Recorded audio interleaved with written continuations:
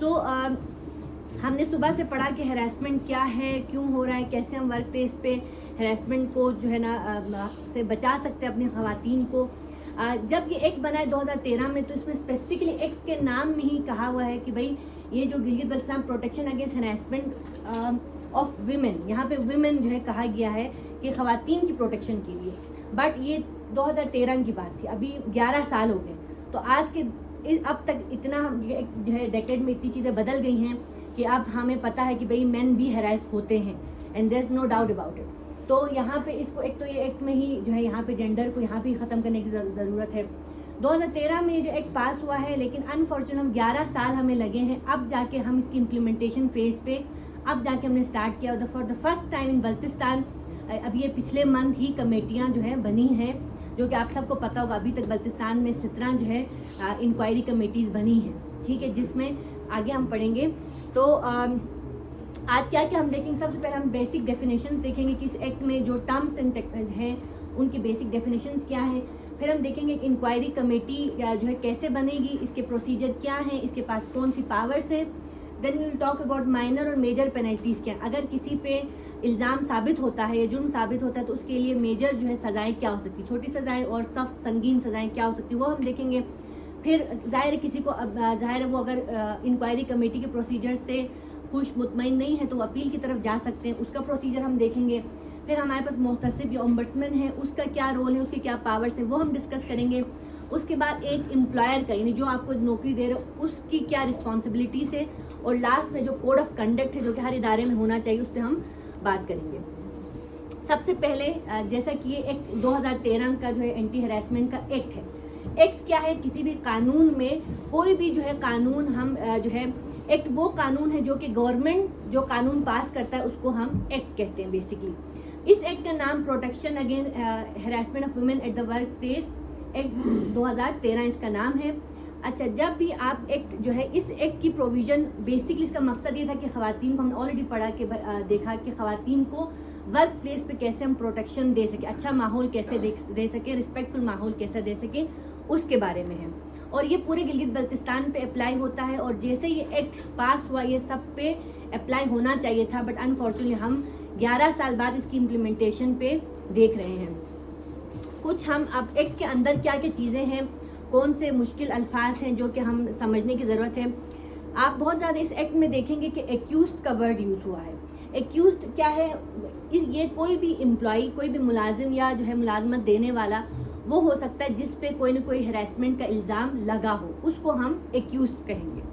Then हमारे पास एक और टर्म यूज़ हुई है इस एक्ट में जो कि कलेक्टिव बार्गेन, CBA के नाम से, जिसको हम कलेक्टिव बार्गेनिंग एजेंट कहते हैं, जिसका मतलब ये कि डिफरेंट जो है गिलगित बल्तिस्तान इतनी ज़्यादा नहीं है, बट अगर हम बात करें तो बहुत सारे ट्रेड यूनियंस होते हैं, एसोसिएशंस होते हैं, वहाँ पे कमेटी में इंक्वायरी कमेटी नहीं होती, वहाँ पे बहुत से ऐसे लोग आइडेंटिफाई होते हैं ऑर्गेनाइजेशन के अंदर जिनको हम CBA कहते हैं, जिनका मकसद क्या है, वो कलेक्टिव बार्गेनिंग एजेंट है, यानी वो दोनों पार्टीज एक्यूज्ड और जो विक्टिम है या कंप्लेनेंट है उन दोनों को रिप्रेजेंट करता है, और वो उनके दरमियान एक बार्गेनिंग एजेंट के तौर पे काम करता है, तो CBA हम उसको कहते हैं।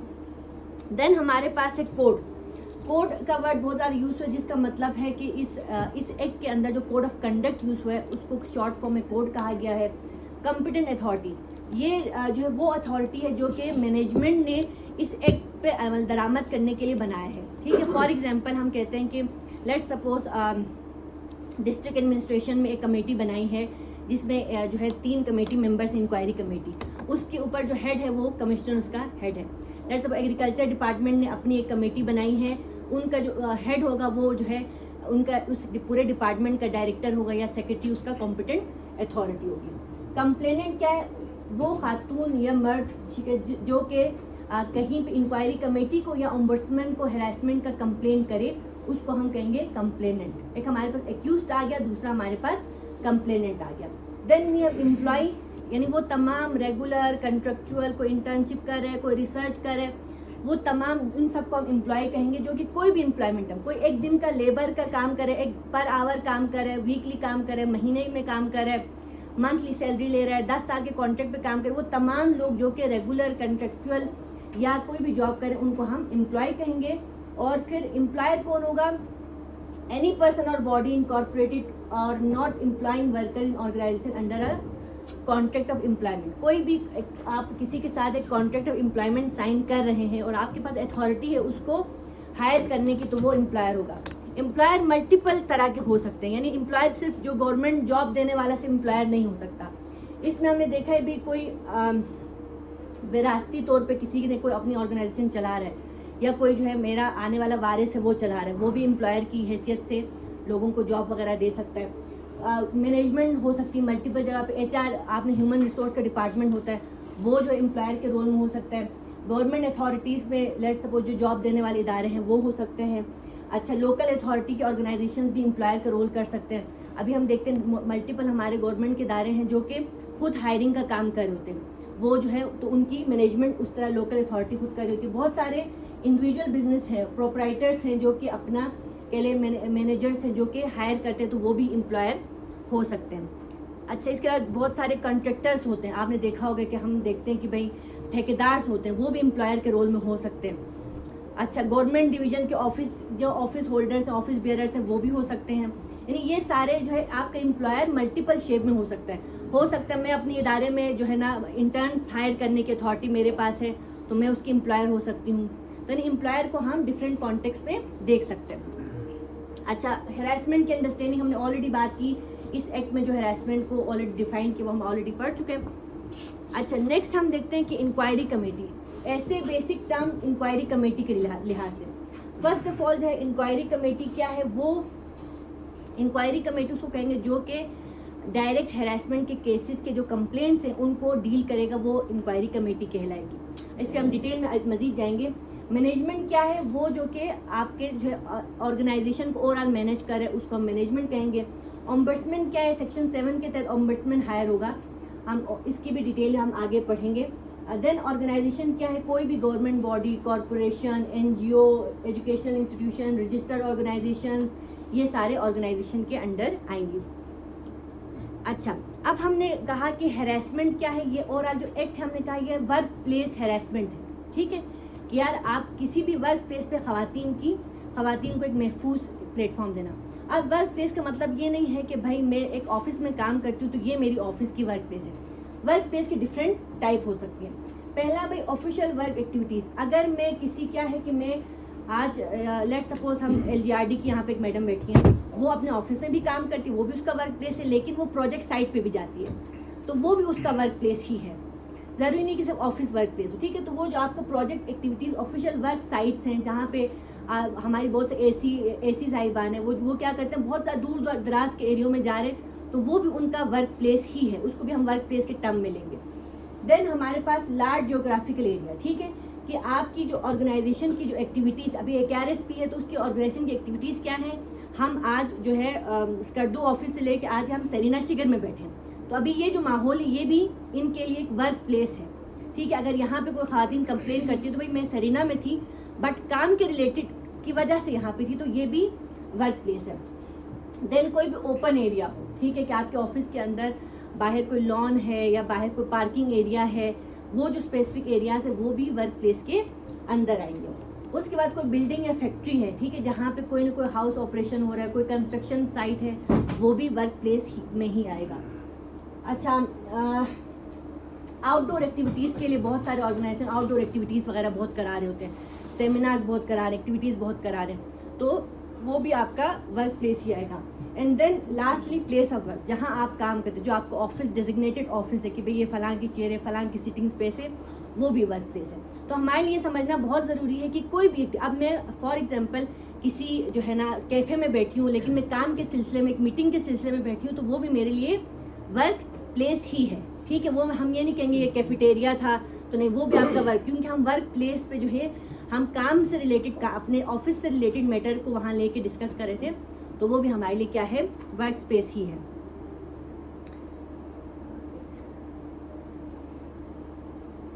अभी आप सबको पता है कि 17 इंक्वायरी कमेटीज़ बैठी, तो मेरे ख्याल से आप में से मैक्सिमम इंक्वायरी कमेटी में ऑलरेडी है, हाथ जरूर उठाएं जो इंक्वायरी कमेटी में जो ऑलरेडी हैं। चलिए, मैक्सिमम जो है इंक्वायरी कमेटीज़ में ऑलरेडी हैं। सबसे पहले जब ये एक्ट होना ये चाहिए था कि जैसे ये एक्ट आया था 2013 में 30 दिन में इंक्वायरी कमेटीज़ बननी चाहिए थी। ये एक्ट कहता है कि भाई, कानून ये कहता है कि भाई आपको 30 दिन में ही आपने अमल दरामद करके इंक्वायरी कमेटी बनानी थी। बट चले, देर आए दुरुस्त है, 11 साल बाद हमने फाइनली अपनी इंक्वायरी कमेटीज बनाई। तो हर इदारे को, जो कि प्राइवेट हो, नॉन जो है ना रजिस्टर्ड ऑर्गेनाइजेशन, एनजीओ हो, तमाम तालीमी इदारे, ये मैंडेटरी है कि कानून के लिहाज से कि सब ने अपनी इंक्वायरी कमेटी बनानी है। अब उसके अंदर कंपोजिशन क्या होगी? उसकी कंपोजिशन होगी कि उसमें मैक्सिमम जो है 3 लोग जो है उस कमेटी का हिस्सा होंगे। 3 मेंबर होना लाजमी है, जिसमें 1 खातून का होना लाजमी है। अच्छा, अब फॉर एग्जांपल जो है क्या है, अब हम कहते हैं लेट्स सपोज, अच्छा आप दो जो है मेल और 1 खातून का होना वहाँ पे लाजमी है। तो ये कंपलसरी है कि 1 खातून वहाँ पे लाजमी हो। सेकंड इसकी, भाई आपके जो बाकी 2 मेंबर हैं वो कौन होंगे? तो एक मेंबर सीनियर मैनेजमेंट डिसाइड करेगी कि भाई ये हमारी तरफ से कमेटी का जो है कमेटी में हिस्सा होंगे। दूसरा जो एम्प्लॉय रिप्रेजेंटेशन, यानी एम्प्लॉयज, मेजॉरिटी एम्प्लॉयज किसको कह रहे हैं कि भाई हमारे रिप्रेजेंट करने के लिए फला सीनियर को आप कमेटी का हिस्सा बनाएं। तो 2 लोग जो है यहाँ से उनकी रिप्रेजेंटेशन जरूरी है, सीनियर मैनेजमेंट से, लेकिन एक मैनेजमेंट की तरफ से और एक एम्प्लॉयज की तरफ से। अच्छा, अब क्या है, कोई ऐसा सिचुएशन आता है जहाँ पे इंक्वायरी, आपके पास बहुत से इदारे ऐसे हैं जहाँ पे कोई भी खवातीन नहीं है, ठीक है, या हो सकता है कहीं भी कोई सीनियर मेंबर मिसिंग हो। तो उसके लिए जो है लॉ ये कहती है कि आपने क्या करना है, एक को ऑप्ट करके किसी और इदारे से आप मेंबर ले सकते हैं, ठीक है। अभी बहुत से इदारे हैं जहाँ पे खवातीन नहीं काम करी, तो वो बाहर से जो है ना किसी और इदारे से खातून को ले सकती हैं, अपना मेंबर वो बना सकती हैं। इसमें थोड़ा मजीद मैंने जब रूल स्टडी की, उसमें लिखा हुआ है कि जो आप उस खातून में या उस मेंबर में देखें कि उनका जो काम है वो सोशल वर्क में हो, उनको बेसिक हैरेसमेंट के बारे में नॉलेज हो, ये उन्होंने प्री रिक्विजिट्स बताई हुई हैं। Then last is chairperson designation. जो 3 कमेटी मेंबर्स हैं उनमें से एक बंदा उस कमेटी मेंबर का, इंक्वायरी कमेटी का चेयरपर्सन होगा, जो कि कमेटी मेंबर्स डिसाइड भी कर सकते हैं, या चेयरपर्सन डिजिग्नेटेड फ्रॉम द उन्हीं कमेटी मेंबर में 3 लोगों में से एक जो है उसका चेयरपर्सन होगा। तो ये आपने ऑलरेडी नोटिफिकेशंस आपने देखी होंगी कि एक इंक्वायरी कमेटी की स्टैब्लिशमेंट कैसे है। अब कैसे जो है ना, लेट सपोज हम कहते हैं कि भाई अच्छा, इसी के ऊपर जब इंक्वायरी कमेटी से इनके ये किनको रिपोर्ट करेगी, ये जनाब रिपोर्ट करेगी कॉम्पिटेंट अथॉरिटी को। तो ऑर्गेनाइजेशंस की रिक्वायरमेंट है कि वो कोई ना कोई किसी को कॉम्पिटेंट अथॉरिटी डिक्लेयर करें, ठीक है। ये भी जो है within 30 days of enactment of this act, ये कानून जैसे ही लागू होता है तो हमें एक कॉम्पिटेंट अथॉरिटी की भी ज़रूरत है, ठीक है, जो कि चेक करे, अकाउंटेबिलिटी देखे, और एक जो है तमाम जो इंक्वायरीज हो रही हैं वो वक्त पे ही हो और अच्छे तरीके से वो उसको ओवरसी करेगा, देखेगा। अब हो सकता है कभी ऐसा भी सवाल आप लोगों को हो सकता है कि भाई जो कमेटी मेंबर, उनके खिलाफ भी तो कोई केस कर सकता है, उनके खिलाफ कोई हैरेसमेंट का जो है ना कि इल्ज़ाम लगा सकते हैं। उस सूरत हाल में जो है ना आप कमेटी मेंबर को रिप्लेस कर सकते हैं, ठीक है। फॉर एग्जाम्पल 3 लोग, उनमें से लेट सपोज सीनियर मैनेजर था, लेट सपोज XYZ है, उसके खिलाफ लेट सपोज कंप्लेन हुई, तो उस केस में क्या, if complaint is made against a member of the inquiry committee, that member must be replace by another. उसको जो है आपने फौरन से पहले रिप्लेस करना है। लेकिन वो कह रहे हैं कि रिप्लेसमेंट क्या होगी, सिर्फ उसी केस के लिए होगी, जो उस पर इल्ज़ाम लगा सिर्फ उसी केस के लिए वो रिप्लेस होगा। अनलेस उस पर प्रूव होता है तो फिर वो कम्प्लीटली जो है ना वहाँ से उसको हम हटा सकते हैं मेंबरशिप से। लेकिन लॉ ये कह रही है कि भाई उसी केस के लिए आप उस मेंबर को फ़ौरन से पहले रिप्लेस करेंगे किसी और सीनियर मेंबर से। The replacement can be from within or outside the organisation, ensuring impartiality and fairness in the inquiry process. तो इंक्वायरी प्रोसेस के अंदर जो है आप एक इंसाफ रखने के लिए आप क्या करें, उसको फ़ौरन से पहले रिप्लेस करेंगे।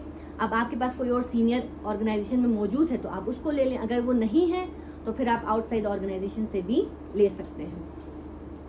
अच्छा, अब इंक्वायरी कमेटी जो है कैसे एक्शन लेगी। फर्स्ट ऑफ ऑल पहला है कि भाई आप एज्यूम करते हो XYZ पे जो है हम ABC, अभी नेक्स्ट जो है ना लेट्स एज्यूम ABC नाम का बंदा है, उस पर क्या होगी, कोई ना कोई उस पर हैरेसमेंट का जो है कहने के इल्ज़ाम उस पर लगाए, कंप्लेनेंट ने कोई एक कंप्लेंट कर दी। सबसे पहले क्या होगा, with in 3 days of receiving a return complaint. अच्छा, यहाँ पे अगर आपने फॉर्मल, 2 तरीके, एक फॉर्मल कंप्लेंट है और इनफॉर्मल कंप्लेंट है।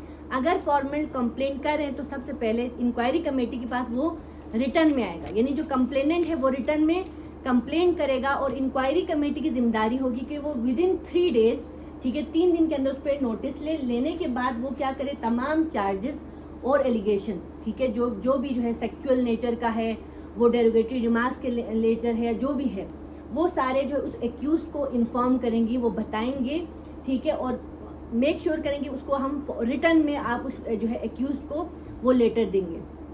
और डिमांड क्या होगी, ये फर्स्ट स्टेप है कि आपने एक्यूज को उसके तमाम चार्जेस रिटर्न में फॉर्मल रिसीट में आपने उसको दे दी। सेकंड ये है कि भाई आप जो है अब 7 दिन के अंदर मेक श्योर करिए, आप देखें accuse is required to submit a written defence within 7 days of receiving the charges.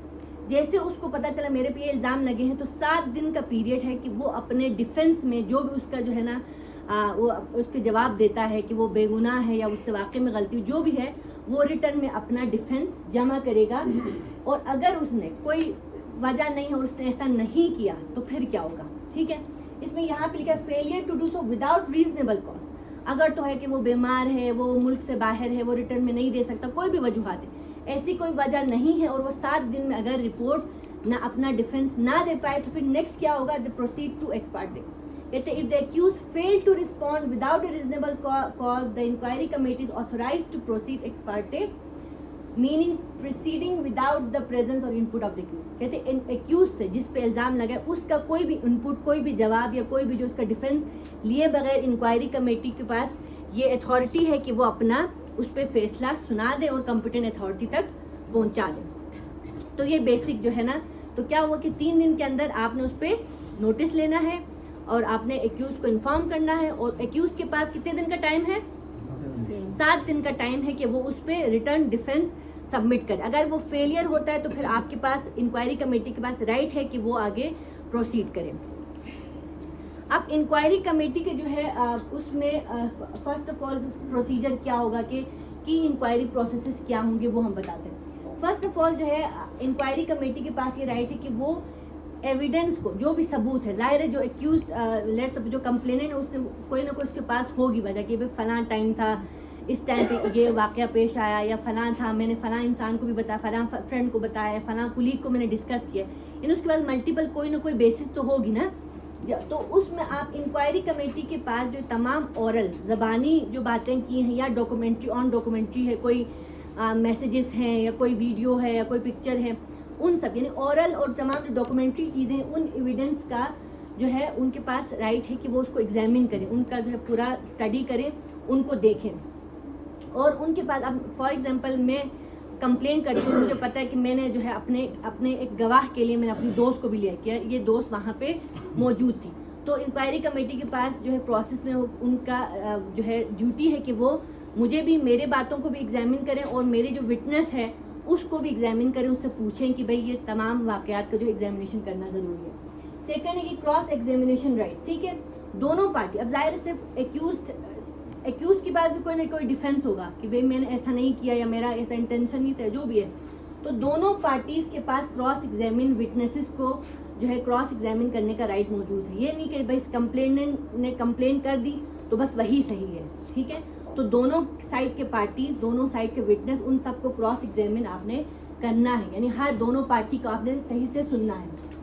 तीसरा है कि भाई committee regulatory powers, inquiry committee hold authority to regulate its own procedure ensuring orderly and fair inquiry process. वो अपने लिहाज से वो उनको जैसे इंक्वायरी कमेटी को ठीक लगता है वो आपस में डिस्कस करें और उस प्रोसेस को लेके चल सकते हैं जिस तरह से उनको लगता है कि यार ये ज़्यादा अच्छा, इसके लिए सुटेबल हमारे पास प्रोसीजर है। और स्पेसिफिकेशन ऑफ सिटिंग, और इंक्वायरी कमेटी को इसमें लिखा हुआ है कि भाई आपने 24 घंटे में ही इंक्वायरी स्टार्ट करनी है, वेट नहीं करना आपने, और आप अपना जितना हो सके आप अपनी जगह मुतय्यन करें, आप लोग कब आपस में इंक्वायरी कमेटी बैठना चाहती है वो लिखा हुआ है कि आप अपनी आसानी के तहत इंक्वायरी कमेटी जो है अपनी जो है टाइमिंग्स डिसाइड करें, जहाँ पे उन्होंने मिलना है वो डिसाइड करें, वो इंक्वायरी कमेटी खुद जो है डिसाइड कर सकती है। मेक श्योर करना है कि आप एफिशिएंसी हो आपकी इंक्वायरी में और जितना हो सके कहने के एक स्ट्रक्चर वे में आप कर सकें। तो आप अपनी सिटिंग्स जो है ना जहाँ बैठना है वो आप अपनी आसानी से आप उसके लिए देख सकते हैं। देन बहुत इंपॉर्टेंट पॉइंट है कि भाई कॉन्फिडेंशियलिटी हो इंक्वायरी प्रोविजंस में। सबसे पहले जो स्टेटमेंट दोनों एक्यूज्ड और कंप्लेनेंट की तरफ से जो भी स्टेटमेंट आ रही है, मेक श्योर हो कि वो सारे जो है कॉन्फिडेंशियल हो और आप दोनों पार्टीज़ की प्राइवेसी और इंटीग्रिटी को मेक श्योर करें। ठीक है, अब ये जाहिर है आप सब कमेटी के मेंबर हैं तो आपने मेक श्योर करना है। हम स्कर्दू के कल्चर में देखो तो बहुत ज़्यादा छोटी सी बात गॉसिप बन के बहुत फैलती है, हमने देखा है, लेकिन ये हमारे पे जिम्मेदारी है कि हमने मेक श्योर करना है कि हम उसकी कॉन्फिडेंशियलिटी को, जब तक वो प्रूफ नहीं होता, हम जो पहले से बोलना शुरू किया फलां ने कंप्लेन की है, फलां जो है इसके खिलाफ हुई है, इसने ऐसा किया होगा, हम एजम्पशन पे इतनी स्टोरीज बनाते, ऐसी चीज़ ना हो, बल्कि हम क्या करें, मेक श्योर करें कि भाई जितने स्टेटमेंट्स है, रिटर्न स्टेटमेंट्स है, ओरल चीज़ें हैं, वो सब की कॉन्फिडेंशियलिटी हमारे पास मेंटेन हो।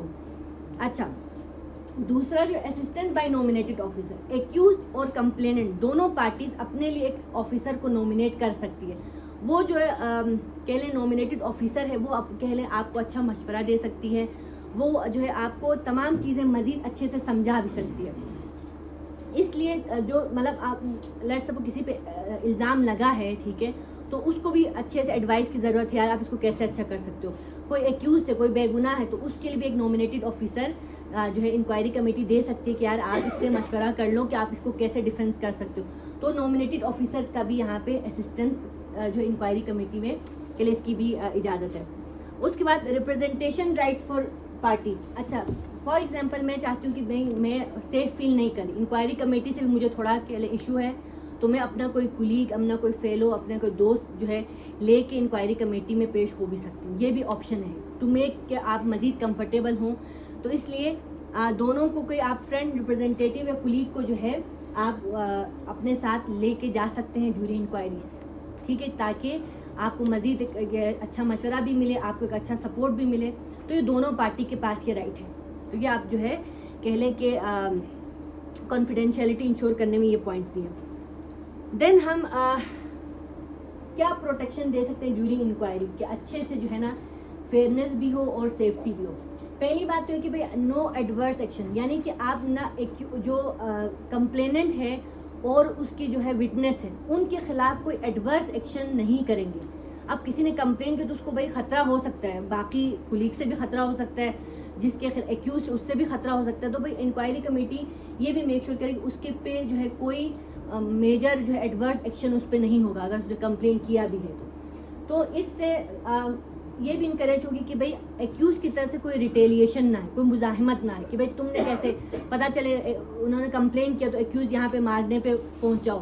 तो हमने इंक्वायरी कमेटी ने मेक श्योर करना है कि भाई जो जिसने कंप्लेन की है उसकी प्रोटेक्शन करे, उसके खिलाफ कोई सीवियर एक्शन ना हो। दूसरा मेक श्योर करें कि भाई कोई नॉन हॉस्टाइल इन्वायरमेंट जो है क्रिएट ना हो, ठीक है। आपने नॉन इंश्योर करना है कि नॉन हॉस्टाइल इन्वायरमेंट हो, यानी वहाँ पे ऐसा कोई दुश्मनाना कह लें कि रवैया उसके साथ ना हो इदारे में कि यार इसने एक्यूज कि अब हम देखते हैं इसके साथ क्या करते हैं, ये वाली चीज़ ना हो, बल्कि आपने उनको मेक श्योर करें कि नॉन हॉस्टाइल इन्वायरमेंट हो जहाँ पे एम्प्लॉयर या एक्यूज है वो कोई भी जो है कंप्लेन के खिलाफ उसको जो कंप्लेनेंट है उसको बुरा फील ना कराएं, बल्कि उसको वहाँ पे सेफ फील कराएं कि यार ये आपका बेसिक कानूनी राइट है या ह्यूमन राइट जो है हम स्टडी करें।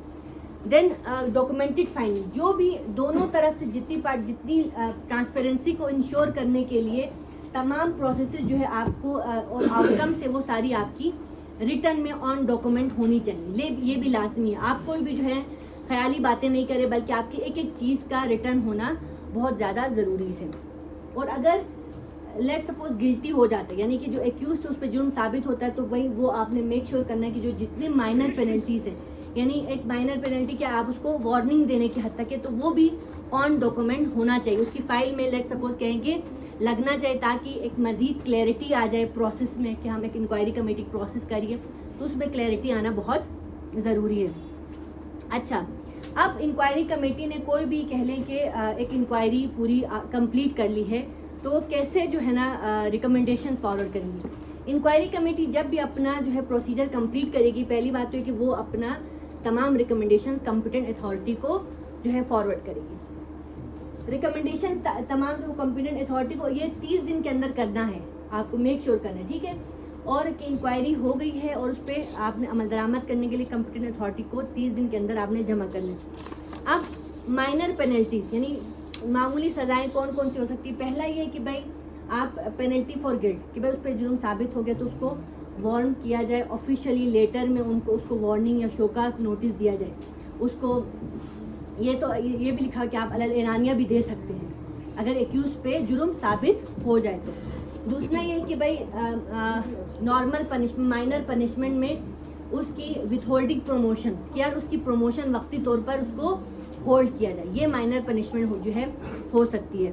देन उसकी जो है एफिशिएंसी बार है, अगर उसकी तरक्की कर रहे तो उसमें आप एक स्टॉप लगा दें कि भाई अब उसकी जो है ना तरक्की में ये रुकावट हमने डालना है, कोई भी इंक्रीमेंट वगैरह में भी, ठीक है, तो आप उसकी टाइम स्केल में आप उसको कोई ना कोई स्टॉपेज लगा सकते हैं। देन उसकी कोई जो रिकवरी ऑफ कंपनसेशन, आप जो एक्यूज्ड है जिस पर इल्ज़ाम साबित हुआ है, जो गिल्टी हुआ है कानून के नज़र में, तो आप उससे जो है कंपनसेशन जो पेएबल है वो उससे आपने वापस लेना है और फिर आप उसको यूज़ कर सकते हैं। जो कंपनसेशन के जो पैसे हैं वो आप जो है उसको दे, कंप्लेनेंट को एक पहले कंपनसेट करने के लिए दे दें, तो उससे जो कंपनसेशन के मद में उसको पे किया था वो आप वापस भी ले सकते हैं। ये सारी क्या है, माइनर पेनल्टीज, ठीक है, मामूली सजाएं। Then we have major penalties कि भाई आपका मेजर सजाएं क्या हो सकती है। पहली बात तो सबसे पहले उसको लोअर पेस या लोअर टाइम स्केल, ठीक है, आप उसको सीधा सीधा जो है जो कॉम्पिटेंट अथॉरिटी है कि अगर इंक्वायरी कमेटी ने रिकमेंड कर दिया है कि भाई इस बंदे पर जुर्म साबित हो गया है, मेजर हैरेसमेंट का केस है, तो आप इसको, तो इसके टोटल आप जो इसको लोअर पोस्ट पे जो है डायरेक्टर है तो वो डीडी बना दिया है, जो भी डीडी है तो उसको बिल्कुल असिस्टेंट बना दिया, आप कर सकते हैं, या कानून में आइन में ये अप्रूव है, या आप उसका टाइम स्केल जो है कम कर दें, उसकी सैलरी स्केल नीचे पे ले आए, ये इसका मेजर पेनल्टी है। दूसरा है फाइन कि आप उस पर कोई ना कोई मॉनिटरी जो है उस पर आप फाइन कर दें इंडिविजुअल पे, ठीक है, कि वो आप, और वो फाइन आप यूज़ कर सकते हैं कंप्लेनेंट को फैसिलिटेट करने के लिए।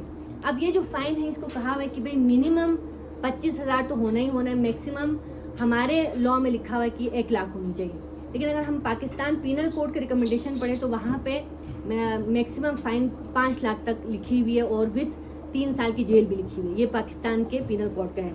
लेकिन हमारे इस जीबी एक्ट में कहा हुआ है कि भाई आप 25,000 मिनिमम और मैक्सिमम 1 लाख फाइन जो है आप कर सकते हैं, और वो आप फिर कंप्लेनेंट को जो है एक दे सकते हैं as a compensation.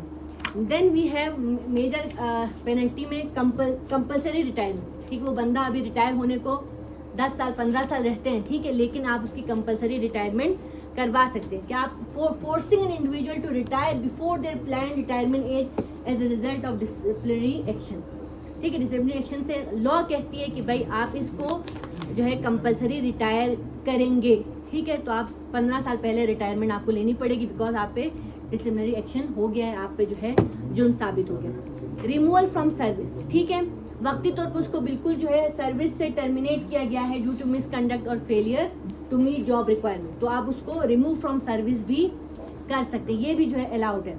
And then सबसे सीवियर कि भाई आप उसको मुकम्मल डिसमिस भी कर सकते हैं सर्विस, ठीक है, विच मीन्स के more severe form of termination where the individual is barred from reemployment due to serious misconduct, कि भाई मेक श्योर करेंगे वो दोबारा उसको नौकरी ही ना मिले। तो ये सारे जो है ना एक मेजर पेनल्टीज हैं अगर जो है आपका जो एक्यूज्ड है इफ फाउंड गिल्टी, ठीक हो गया जी। अच्छा, देन उसके बाद हमारे पास अब कॉम्पिटेंट अथॉरिटी, अब इंक्वायरी कमेटी ने अपना सारा प्रोसीजर कर लिया, अपना जो रिकमेंडेशन है वो भी आगे जमा कर दिया, तो कॉम्पिटेंट अथॉरिटी जो है क्या करेगी, उसका डिसीजन मेकिंग प्रोसेस क्या होगा। पहली बात तो भाई वो मेक श्योर करेंगे कि जैसे उसको रिकमेंडेशन मिली, हमने क्या टाइमलाइन दी रिकमेंडेशन के लिए, इंक्वायरी कमेटी के पास कितने दिन है, 30 डेज। अब यहाँ पे कॉम्पिटेंट अथॉरिटी के पास 1 हफ्ता है कि वो तमाम जो है उस रिकमेंडेशन को देखे और उस पे इम्प्लीमेंटेशन करे।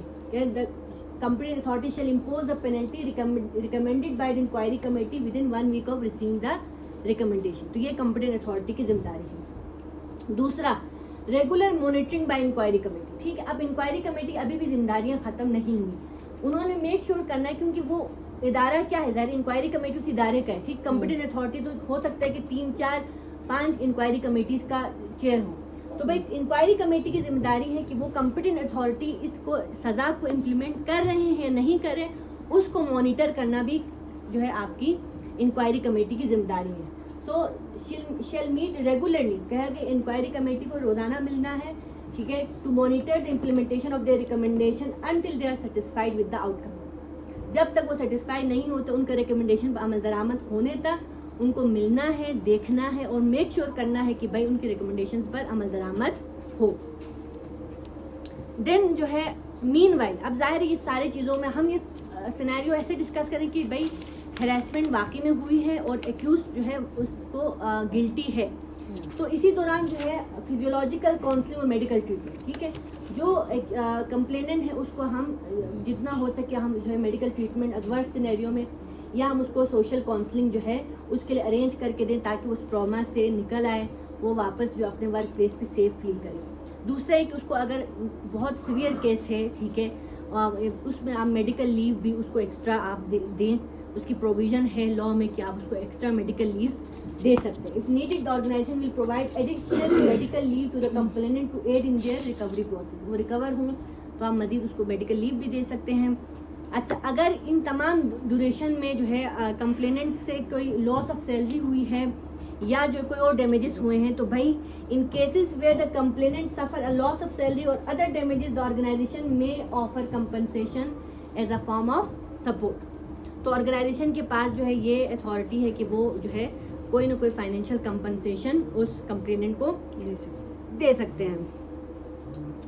अच्छा, अब हम थोड़ा देख लें कि भाई इंक्वायरी कमेटी के पास क्या क्या पावर है, ठीक है। तो एक तो भाई सबसे पहले वो मेक श्योर करे, समन कर सकती है एक्यूज को, ठीक है, कि भाई inquiry committee can summon individual and enforce the attendant to examine them on oath, ठीक है, कि वो उनको मेक श्योर करे, उनका लाजमी उनकी जो है ना कह लें कि उनको अपने ऑफिस में उसके अटेंडेंस मेक श्योर करे, उसको जो है समन करे, ये उसकी है। दूसरा जो है committees empower to receive evidence in the form of affidavits, affidavits पे एविडेंस लेना, ये भी कमेटी के पास जो है अथॉरिटी है, पावर है। अच्छा, during whole inquiry process committee has authority to require discovery and production any relevant documents, कोई भी रेलिवेंट डॉक्यूमेंट्स है जो कि प्रूफ करती है हरासमेंट को या जो है एक्यूज की कह लें कि उसको कि वो बेकसूर है उसको प्रूव करती है, वो तमाम एविडेंस जो है डॉक्यूमेंट्स वो रिक्वायर कर सकती है। जिस पे इसमें लॉ में ये भी लिखा है कि वो वहाँ जाके इंस्पेक्शन करनी है, कहीं जाना है, जाके कोई डॉक्यूमेंट करना है, तो उस पर ये अथॉरिटी है कि वो छापा मार के भी वो डॉक्यूमेंट्स वगैरह या प्रूफ ले सकती है।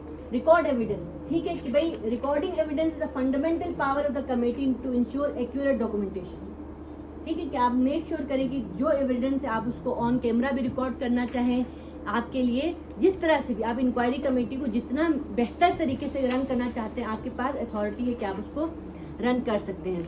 मजीद उसमें है कि भाई जितना के लिए इंक्वायरी कमेटी के पास मजीद क्या है कि भाई वो मेडिकल एग्जामिनेशन रिकमेंडेशन भी ले सकती है, कि भाई वो मेडिकल एग्जामिनेशन भी करवा सकती है सीरियस केसेस में।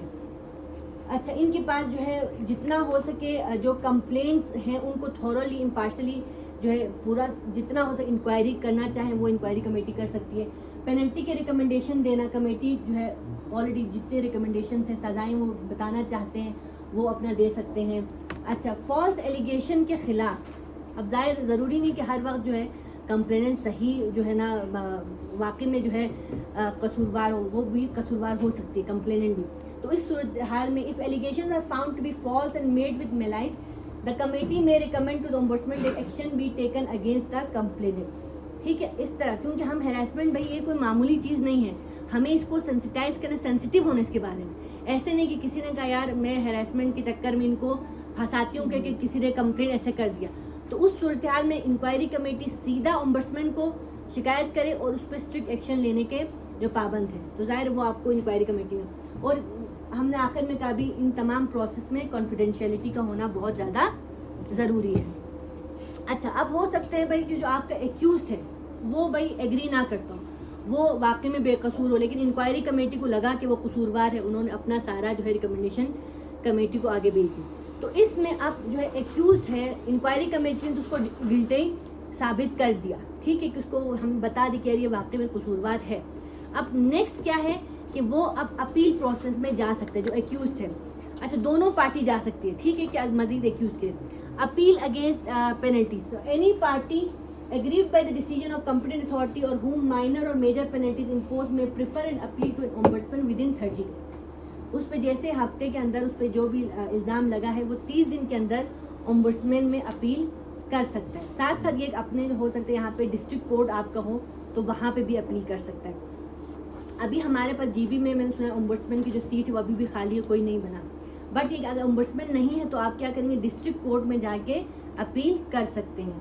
दूसरा जो है कंप्लेनेंट जो है, अब कंप्लेनेंट भी हो सकता है कि भाई इंक्वायरी कमेटी या कॉम्पिटेंट अथॉरिटी के डिसीजन से एग्री ना करता हूँ, तो वो भी जो है सीधा विदिन 30 डेज ओम्बड्समैन के पास जा सकते हैं। यानी एक्यूज भी जा सकते हैं अपनी सजाओं को लेके कि भाई मैं कसूरवार नहीं हूँ, मेरे पे सजाएं लगी हैं, मुझे जो है इस पे अपील कर सकते हैं। और जो कंप्लेनेंट है वो भी ओम्बड्समैन में जाके विदिन 30 डेज अपनी शिकायत जो है बता सकती है, अपील दोबारा कर सकते हैं। अच्छा, अपीलेट अथॉरिटी के प्रोसीजर्स क्या होंगी ये हमें समझने की जरूरत है। सबसे पहले confirmation of appeal decision, in the appellate authority reviews appeal and can confirm, set aside, very और मॉडिफाई डिसीजन विदिन 30 डेज। 30 दिन के अंदर अपील जहाँ पे हुई है वो सारे डॉक्यूमेंटेशन को, इंक्वायरी कमेटी के रिकमेंडेशन को सबको थोरोली जो है स्टडी करके उसमें एडजस्टमेंट वगैरह या चेंज वगैरह वो कर सकती है। और फिर क्या होगा कि वो इस डिसीजन को आगे, ज़ाहिर हमने ये कोई इंक्वायरी कमेटी की नॉलेज में होना भी ज़रूरी है और एक्यूज और जो कंप्लेनेंट है उनका जानना भी ज़रूरी है। तो क्या है कि आपने वो डिसीजन कम्युनिकेट करना है बोथ इन्वॉल्व पार्टीज़ को, एम्प्लॉयर को, ताकि एक ट्रांसपेरेंसी बरकरार रहे। तो आपने वो डिसीजन आगे कम्युनिकेट किया। Then jurisdiction of district court, यानी अनटिल द ओम्बड्समैन अपॉइंट, अभी जब तक ओम्बड्समैन अपॉइंट ना हो तब तक डिस्ट्रिक्ट कोर्ट्स के पास जो है कॉम्पिटेंट अथॉरिटी अपनी अपील जो है आगे ट्रांसफ़र कर सकती है। तो डिस्ट्रिक्ट कोर्ट जो है उस पर फैसला दे सकती है। एंड देन कहते हैं कि भाई डिस्ट्रिक्ट कोर्ट फिर उसमें इफ़ एंड बट्स के साथ अपने डिसीजन जो है वहाँ पे दे सकती है। अच्छा, ट्रांसफ़र ऑफ अपील, अगर जो है अभी एज्यूम करते कि हमारे पे ओम्बड्समैन नहीं है, ठीक है, और डिस्ट्रिक्ट कोर्ट जो है तमाम इंक्वायरीज़ का कॉम्पिटेंट अथॉरिटी से उसने लिया है और वो वहाँ पे अपना डिसीजन दे रहे हैं। तो ये कहने कि भाई जितने पेंडिंग अपील्स हैं डिस्ट्रिक्ट कोर्ट्स के पास, जैसे ही ओम्बड्समैन होगा तो वो सीधा उन सबको ट्रांसफ़र करेगा। ठीक है, ओम्बड्समैन को मेनली हमने रखा हुआ है कि भाई वो सीधा अपने तमाम अपील्स को ओम्बड्समैन के पास ट्रांसफ़र करेगी और जैसे ओम्बड्समैन के पास वो आएगा, जहाँ से प्रोसेस रुका हुआ है वहाँ से वो आगे इसको जितना पेंडिंग है उसको फर्दर जो है लेके चलेंगे। तो ये मेक श्योर, यानी ओम्बड्समैन है तो डायरेक्ट जो है आपकी कॉम्पिटेंट अथॉरिटी ओम्बड्समैन को भेजेगी, अगर नहीं है तो फिर डिस्ट्रिक्ट कोर्ट उसको हैंडल करेगी और जैसे ओम्बड्समैन हो डिस्ट्रिक्ट कोर्ट जो है वो तमाम पेंडिंग अपील जो है ओम्बड्समैन को ट्रांसफ़र करेगी। अब ओम्बड्समैन की अपॉइंटमेंट की अगर हम बात करें तो पहली बात तो है ये गवर्नमेंट अपॉइंट करेगी, ठीक है, जो कि government of Gilgit Baltistan shall appoint ombudsman to oversee administrative processes. ठीक है, ओम्बड्समैन का क़याम जो है गिलगित बल्तिस्तान की गवर्नमेंट करेगी। सेकेंड, इसकी क्वालिफिकेशन क्या होनी चाहिए? इसकी क्वालिफिकेशन एक हाई कोर्ट के जज के बराबर उसकी क्वालिफिकेशन होनी चाहिए, या वो अगर अभी तक हाई कोर्ट का जज नहीं बना तो वो एलिजिबल हो कि वो हाई कोर्ट का जज बन सकता है। तो ये जो है आपके उसकी क्वालिफिकेशन मिनिमम ये होनी चाहिए। तीसरा क्या, रिक्रूटमेंट अथॉरिटी क्या है कि भाई ओम्बड्समैन के पास ये अथॉरिटी है कि वो अपने लिए और ऑफिसर्स तैनात कर सकता है ताकि वो इन तमाम केसेस को अच्छे से लेके जा सके। ये नहीं कि भाई अकेला ओम्बड्समैन एक ही जज है वही करेगा, नहीं, वो अपने लिए एक्ट में वो कह रहे हैं कि भाई हम फाइनेंशियल खुद मैनेज करें, अपने लिए ऑफिस वगैरह मैनेज करें। अच्छा, और क्या करें कि वहाँ पे वो अपने लिए एक्स्ट्रा सपोर्टिंग स्टाफ हायर करें जो कि उसको केस में हेल्प कर सके। फाइनेंशियल सपोर्ट उन्होंने लिखा है कि भाई गवर्नमेंट ऑफ गिलगित बल्तिस्तान इस तमाम प्रोसीजर के लिए फाइनेंसेस देगी ओम्बड्समैन ऑफिस के लिए। तो ये जो है ज़रूरी है, एक जो है ओम्बड्समैन को बेसिक क्वालिफिकेशन क्या होनी चाहिए और इसकी अपॉइंटमेंट कैसे होगी। अच्छा, कोई भी कंप्लेनेंट जो है वो इंक्वायरी कमेटी के पास ना जाना चाहे, वो सीधा उसको हो सकता है उसके अपने ऑर्गेनाइजेशन के किसी से भी ना बनती हो, ठीक है, तो वो सीधा जो है आपके पास ओम्बड्समैन के पास अपनी कंप्लेन रिकॉर्ड कर सकते हैं। ठीक है, अब इसका जो है ओम्बड्समैन का जो कंप्लेन का प्रोसीजर क्या होगा वो मैं आपको थोड़ा बताता हूँ। पहली बात ये है कि भाई an employee can choose to submit a complain to either the ombudsman or inquiry committee. This provide flexibility in addressing grievance. ठीक है, वो इंक्वायरी कमेटी के पास भी जा सकते हैं लेकिन वो डायरेक्ट ओम्बड्समैन में भी अपनी शिकायत लेके जा सकते हैं। अच्छा, ओम्बड्समैन क्या करेगा, 3 दिन के अंदर उस पर प्रॉम्प्ट एक्शन करेगा। ठीक है, ओम्बड्समैन के पास यहाँ पे 3 दिन का ड्यूरेशन है कि वो उस कंप्लेंट को लेके चले। देन एक और यहाँ पे पहले क्या था कि भाई 3 दिन के अंदर इंक्वायरी कमेटी ने भी शुरू करना है और फिर 7 दिन का टाइम था एक्यूज के पास कि वो अपना डिफेंस लिखे। ओम्बड्समैन में ये चेंज है, accuse must submit a written defence within 5 days of receiving the notice. This ensure timely response to complaint. जाहिर आप ओम्बड्समैन ने बहुत सारी चीज़ें डील करनी है, तो यहाँ पे एक्यूज के पास 5 दिन का टाइम है कि वो अपना डिफेंस सबमिट कर सके। और कंसिक्वेंस क्या होगा नॉन रिस्पॉन्स का? डेफिनेटली अगेन वो एक्स पार्टी हो जाएगा कि failure to respond without reasonable cause may result ex party proceeding by the ombudsman emphasising the importance of timely compliance. तो फिर वो अपने जो है ना without input of the accuse वो सीधा सीधा उस पर अपना जो है डिसीजन दे सकता है। और रिप्रेजेंटेशन बिफोर ओम्बड्समैन, दोनों पार्टीज के पास ये राइट है, ये हक है कि वो ओम्बड्समैन में जो है हियरिंग प्रोसेस में तमाम उसमें वो बैठे, वो सुने। दोनों पार्टीज के पास ये राइट है कि वो वहाँ पे जाके रिप्रेजेंट कर सकें। अच्छा, इनकी इंक्वायरी प्रोसीजर का क्या होगा? टाइम हमने ऑलरेडी बता दी कि जो एक्ट के अंदर जितनी जो है ना प्रोविजंस है उनके बेस पे ये लोग इंक्वायरी प्रोसीजर्स को करेंगे। इनका भी तरीका ये होगा कि वो तमाम जो है कंसर्न इदारों से जो है जितने इंफॉर्मेशन रेलिवेंट मटेरियल्स हैं, डॉक्यूमेंटेशंस हैं, वो एविडेंस वो कलेक्ट कर सकती है और ये जो है तमाम डिसीजंस को रिकॉर्ड कर सकती है और दोनों पार्टीज़ को जो है लाइबल कर सकती है कि वो इस पर इम्प्लीमेंटेशन भी करें। The ombudsman record decision and communicate them to both parties and management of the concern organisation for implementation. तो जो प्रोसीजर है थोड़ा सा इंक्वायरी कमेटी से मिलता जुलता ही है, बट इनका थोड़ा सा कहना एक्स्ट्रा थोड़ा फास्ट है। अच्छा, इसके ओम्बड्समैन के पास क्या पावर है? जिस तरह इंक्वायरी कमेटी का पावर था कि वो समन कर सकती है, सेम जो ओम्बड्समैन के पास भी है। अच्छा, प्लस वो कंपेलिंग प्रोडक्शन एविडेंस, वो किसी भी जगह पे जाके वहाँ पे एक्शन लेके वहाँ से एविडेंस वगैरह कलेक्ट कर सकती है और एफिडेविट पे वो तमाम जो है रिसीव कर सकती है कंप्लेंट्स को या जो भी एविडेंस है। दूसरा ये कि भाई वो मे डेलीगेट अथॉरिटी एग्जामिन विटनेस, जो आपके विटनेस हैं, जो गवाह हैं, ठीक है, उनको एग्जामिन कर सकती है, उनसे जो है जांच पड़ताल पूछताछ कर सकती है। और वो किसी ओम्बड्समैन के पास एक्स्ट्रा अथॉरिटी है कि वो किसी भी प्रेमिसेस में इंटर हो सकती है विदाउट परमिशन, ठीक है, authorise to enter any location for inspection if relevant information is suspect to be present. अगर शक है कि फलां जगह पे कोई इन्फॉर्मेशन मिल सकती है तो वहाँ पे छापा मार सकते हैं। ये एक्स्ट्रा इनके पास कह लें एक अथॉरिटी ओम्बड्समैन के पास है। Also the ombudsman hold power to those of High Court, enabling them to punish any individual for contempt. This authority is crucial in maintaining respect and compliance within jurisdiction.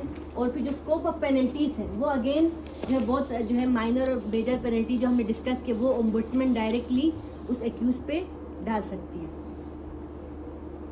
अच्छा, अगर किसी को ombudsman के भी decision से मसला है, ठीक है, तो वो उसके बाद जो है गवर्नर के पास जा सकते। Any person aggrieved by the decision of ombudsman may within 30 days of decision, जैसे ही 30 दिन के अंदर आप जो है जो make a representation to the governor, ठीक है, और वहाँ पे फिर जो भी गवर्नर उस पर फैसला करें वो फिर लिखा हुआ कि आखिरी फैसला है।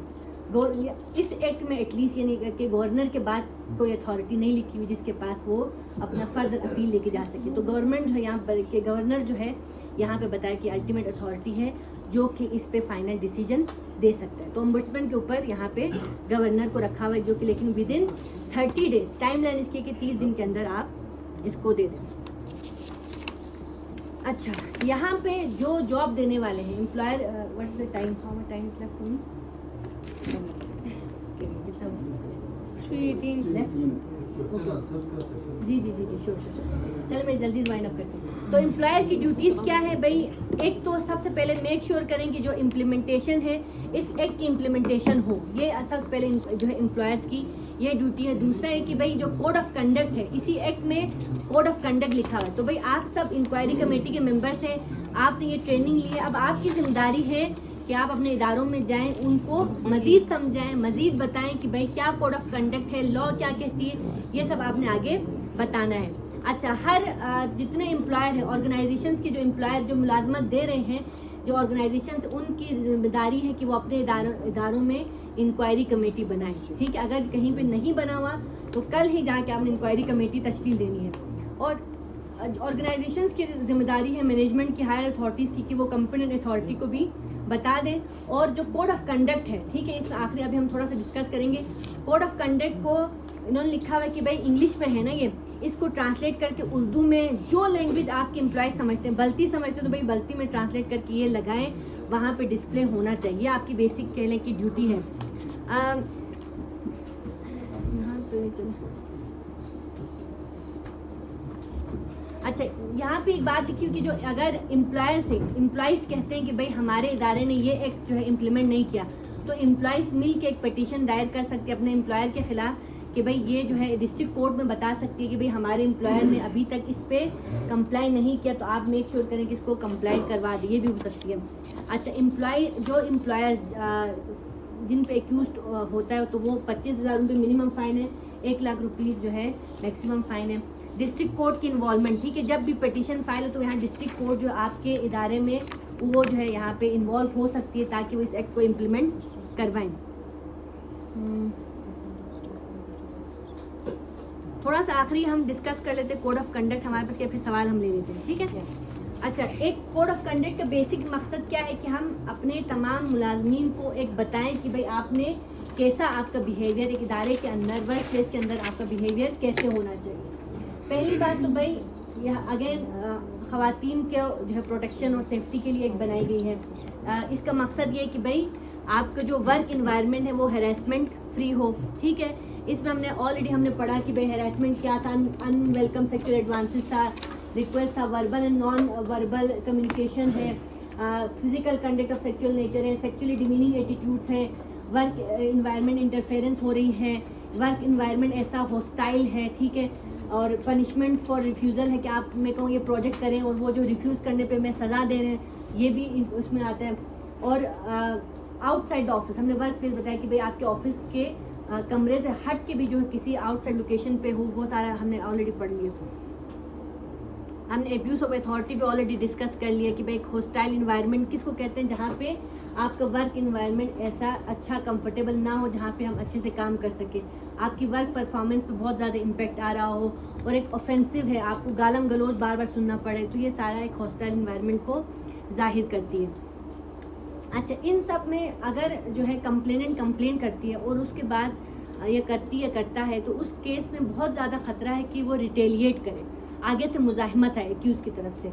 तो इसमें हमने मेक श्योर करना है कि भाई रिटेलिएशन में result in the employee being denied opportunities for career advancement, for additional training, professional growth, distorting evaluation, यानी आप रिटेलिएशन ऐसे भी एम्प्लॉयर ऐसे भी रिटेलिएट, आप केस प्रूफ भी हो गया लेकिन क्या करें, आप उसकी इवैल्यूएशन रिपोर्ट को ख़राब लिख रहे हैं, ये भी एक रिटेलिएशन का तरीका है। आप उसकी फ्यूचर प्रमोशन को रोकने की कोशिश करें, ये भी रिटेलिएशन है।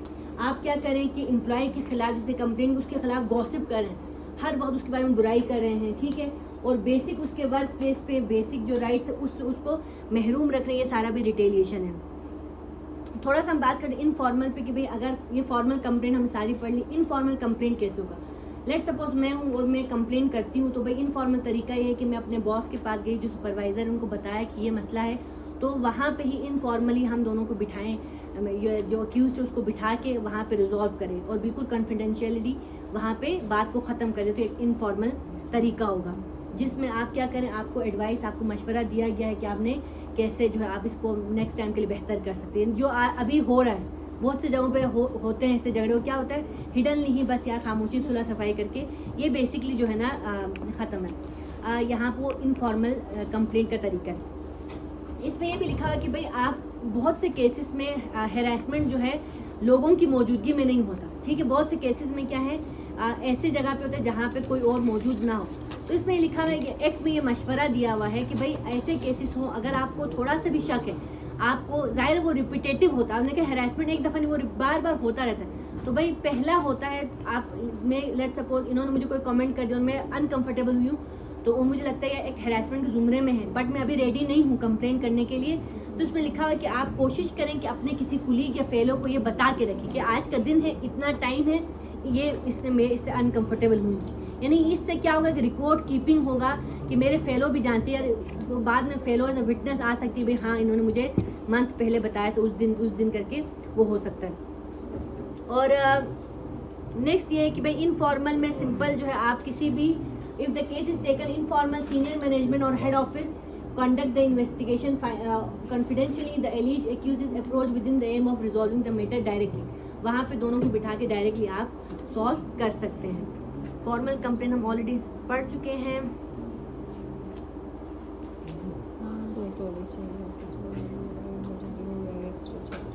अच्छा, यहाँ पे थोड़े से इंक्वायरी जो कमेटी है उसके कुछ प्रोटोकॉल्स है कि कैसे आप जो है ना ड्यूरिंग इन्वेस्टिगेशन कैसे आप एक अच्छा माहौल बरकरार रखें।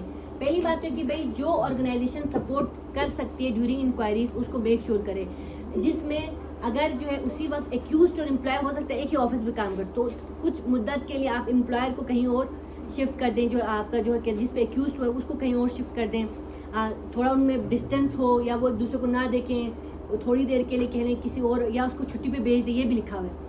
और यानी ऑफिस को एडजस्ट कर दें या थोड़ी पावर एडजस्टमेंट भी कर दें कि किसी को आप कि कोई और पावर दे दें, कोई और डिपार्टमेंट में शिफ्ट कर दें, ताकि वो आपस में उनका आमना सामना ना हो और इससे कोई रिटेलिएशन ना हो। और लीव या सस्पेंशन कर दें, जब तक एक्यूज पे जो है इल्ज़ाम लगा है उसको थोड़ी देर के लिए आप सस्पेंड भी कर सकते हैं, ताकि वो एक इंक्वायरी प्रोसेस बहुत फेयर तरीके से हो सके।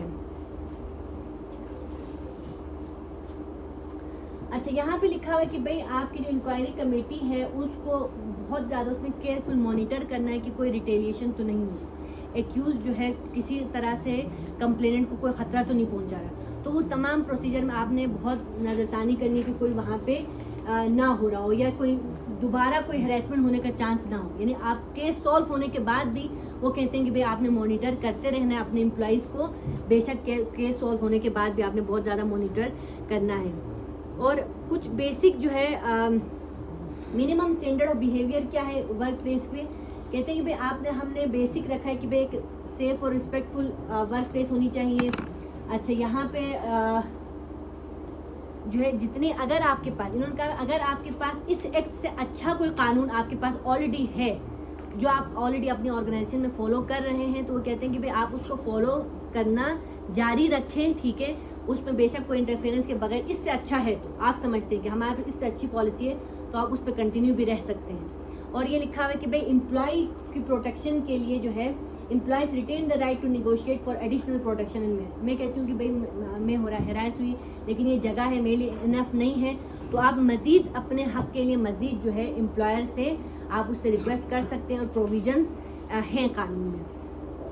अब इस सारे इन सब का जो मकसद जो हमने एक पढ़े, इसका बेसिक मकसद क्या था कि भाई सेफ इन्वायरमेंट क्रिएट हो, हरासमेंट ख़त्म हो, ठीक है। अच्छा, ख़वातीन के पास काम करें, इज्जत के साथ काम करें। अच्छा, उनकी बेटर क्वालिटी ऑफ लाइफ बेहतर होगी। मैं ज़ाहिर है मैं कमाऊंगी तो मैं अपनी क्वालिटी ऑफ लाइफ मज़ीद बेहतर करूंगी, मैं अपने लिए घर बना सकती हूँ, गाड़ी ख़रीद सकूँगी, यानी मैं अपनी जो है क्वालिटी ऑफ लाइफ को मज़ीद बेहतर कर सकूँ। ख़वातीन जो है जो गुर्बत का शिकार हैं, ठीक है, वो मज़ीद गुर्बत से निकल सके, इसका ये मकसद भी है। और ख़वातीन जो है नेशनल डेवलपमेंट में बहुत ज़्यादा कह लें कि वुमेन पार्टिसिपेशन बहुत ज़्यादा हो। मज़ीद ये कि भाई जिस तरह मर्दों को अपॉर्चुनिटी मिलती है ख़वातीन को भी इक्वल अपॉर्चुनिटी मिले कि वो भी बढ़ चढ़ के काम कर सकें।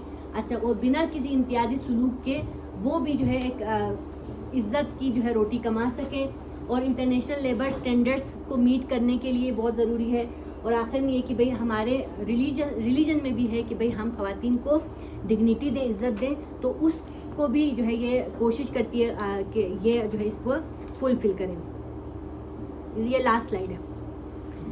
तो अब क्या करना है, डेफिनेटली हमने इस इंटरनल कोड ऑफ कंडक्ट को प्रिंट करके अपने ऑफिस में लगाना है। हमने मेक श्योर करना है कि भाई तमाम कंप्लेंट का प्रोसेस, अपील का प्रोसेस हमारे एम्प्लॉयज़ को पता हो, ठीक है। उनको अपने राइट का पता होगा तो वो मज़ीद एम्पावर्ड फील करेंगे और मज़ीद जो है वो किसी को जो अपने आप को हैरास होने से भी बचा सकते हैं। और हैरासर को भी पता हो गया कि मैं ऐसी चीज़ कुछ मुझे नहीं करनी, और ये सेफ वर्क इन्वायरमेंट हो। और इसका मकसद ये भी है कि भाई गिलगित बल्तिस्तान में ओम्बड्समैन का क़याम हो। तो जी, thank you so much from my side. जी सर,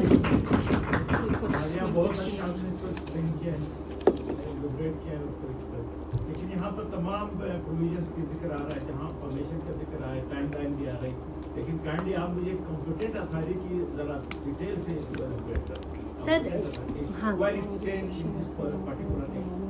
सर इसमें जब हम कॉम्पिटेंट अथॉरिटी का जिक्र करते हैं तो सिर्फ यहाँ पे कॉम्पिटेंट अथॉरिटी का means the authority is may be designated by the management for the purpose of this act. ये क्या है कि भाई गवर्नमेंट ऑफ गिलगित बल्तिस्तान खुद बताएगी कि भाई फलां इदारे का कौन कॉम्पिटेंट अथॉरिटी होगा। तभी मैंने यहाँ पे एग्रीकल्चर के सर से पूछा, इनका कॉम्पिटेंट अथॉरिटी जो है डायरेक्टर LGRD हैं, ठीक है सर। डिस्ट्रिक्ट एडमिनिस्ट्रेशन से पूछा, उन्होंने कहा उनके जो है कमिश्नर साहब उनके कॉम्पिटेंट अथॉरिटी हैं। अच्छा, मैंने जैसे कि SDA से पूछा, इनकी कॉम्पिटेंट अथॉरिटी सेक्रेटरी वर्क्स हैं। इस तरह से। और अभी सर ये अभी तक बल्तिस्तान में डेजिग्नेट नहीं किया सर कि कौन कॉम्पिटेंट अथॉरिटी है, लेकिन प्रोबेबली जो है जो सेक्रेटरीज हैं सर इदारों के वो कॉम्पिटेंट अथॉरिटी। लेकिन अभी जजमेंट की जो है यहाँ असल में जो पॉइंट में आपसे जी, जी, जी। कर रहा हूँ कि who will implement the judgment of the governor और मुतसिर और डिस्ट्रिक्ट कोर्ट और इंक्वायरी कमेटी। सर देखें इसमें ये लिखा हुआ इंक्वायरी कमेटी अपने रिकमेंडेशंस कॉम्पिटेंट अथॉरिटी को देगी और कॉम्पिटेंट अथॉरिटी ही इम्प्लीमेंट करेगी और इंक्वायरी कमेटी उसको मॉनिटर करेगी कि कॉम्पिटेंट अथॉरिटी ने सही से इम्प्लीमेंट किया कि नहीं किया। अब इसी तरह डिस्ट्रिक्ट कोर्ट भी है सर, वो भी इम्प्लीमेंट करेगी लेकिन इंक्वायरी कमेटी उसको मॉनिटर करती रहेगी। अब अगर कॉम्पिटेंट अथॉरिटी ने सर अपना फैसला दे दिया और उस पर एक्यूज एग्री करता है, वो अपील नहीं लेके जाता, तब तो वो बात ठीक है।